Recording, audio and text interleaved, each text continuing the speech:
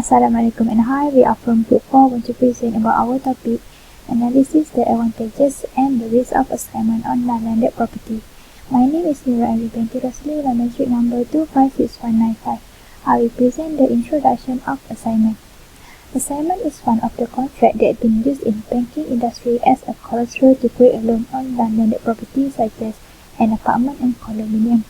Assignment means the contract that someone used to transfer his right or his property to someone else, which is to the third party. In assignment, there is involved two parties, which is assigner, the owner of the property, and assignee, which is the bank. Assignment will be used when the document of title is not available or a legal charge cannot be created. To create an assignment, the borrower needs to create the agreement with the seller known as the sale and purchase agreement. In this agreement, assigner may assign all his right, title, and interest in the written agreement for the loan. Loan agreement contains terms and conditions of loan. Meanwhile, the deed of assignment is instrument to create loan. After that, the power of attorney will be created by principal for appointment of agent. The power of attorney must be attested by the lawyer and registered in High Court. Then must be delivered document into the bank. So, if the assigner are default, the assignee has the right to sell his land by using the power of attorney. Assignment also exposed to the fraud activity, especially in assigner side. They can use the title to create another loan with another bank. To avoid this, the assignee must be enter the private caveat as a notice to another bank that if the title has been assigned. Next, the objective of the report. 1. To identify the advantages of assignment on non-landed property, and 2. To identify the risk of assignment on non-landed property. For the literature review, first, we should know when you buy or sell a house, you need to sign a series of legal documents. You sign a land deal. One of the most important documents you must have is a deed of transfer. Essentially, a deed of transfer is a legal document that transfers ownership of a home from one part to another.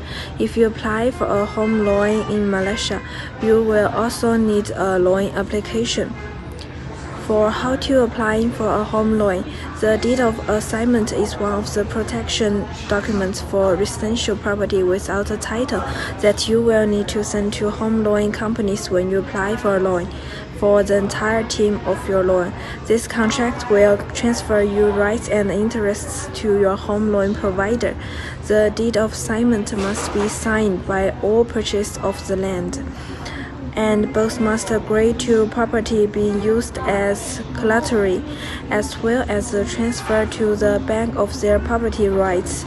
The power of attorney and the facility agreement are the other security documents that you may need to have. So, what do we need to pay attention to the deed of assignment? Here are some main deed of assignment elements that you should take note of.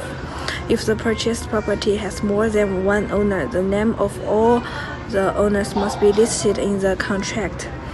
Agreed price, if applicable, of the property, the property scale and the definition, date for the transaction, and the last one is the parties' signatures. That's all for the literature review. Hello and good day to Mr. Siu. My name is Lim Yunmin, my metric number 261738, and I am going to present about the advantages of assignment of non-landed properties. Generally, the non-landed properties are including apartments, condominiums, and flats.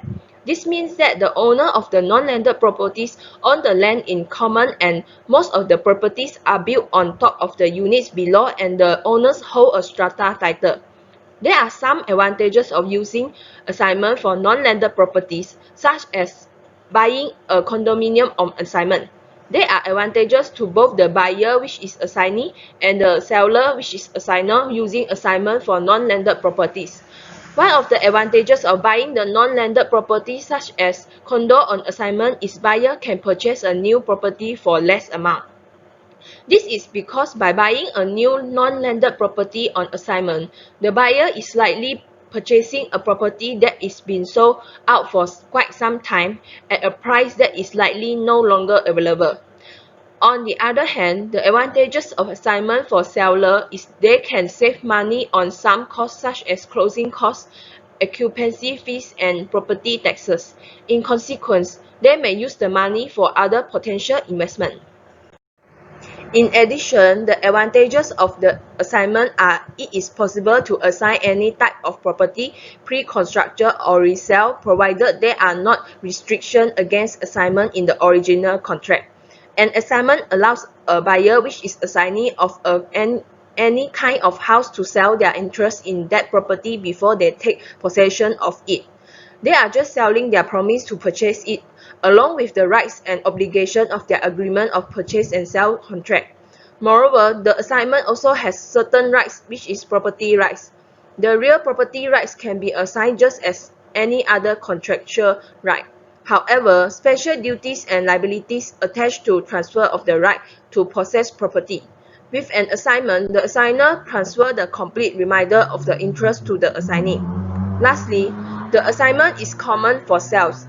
This is due to speculative investors who buy pre-construction properties with no intention of closing on them. A very good day to everyone. My name is Sangeeta Sadakumar, matrix number 264518.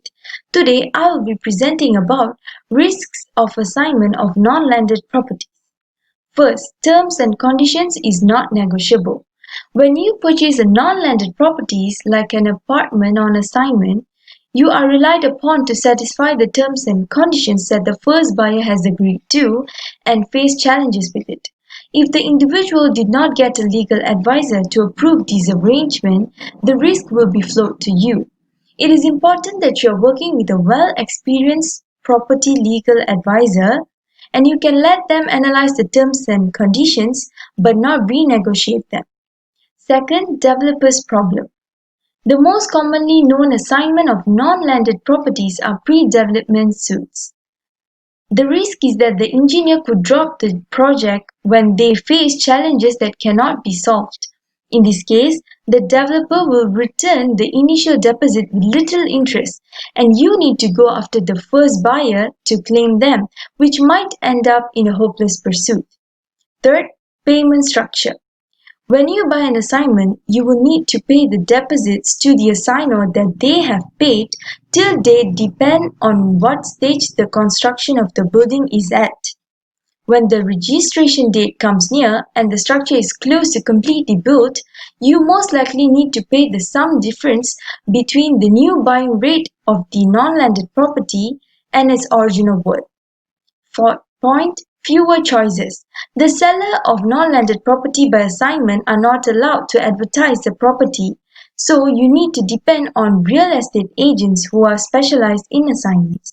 Therefore, there will be less options. To reduce the risk, you can use a broker who is really good in assignment deals to help your payment go smoothly. It is the same for the lawyer and mortgage agent to make sure the contracts are done in a proper way. This is because the paperwork procedures in an assignment is complicated compared to standard transaction of real estate. So always make sure to use an agent who is very familiar with the terms of assignments. Thank you. Hi, my name is Unku Izzat Shahmi, metric number 258993. I will continue the slide with recommendations. First is enforce sales and purchase agreement. We must ensure our interests by working with a well-experienced property legal advisor.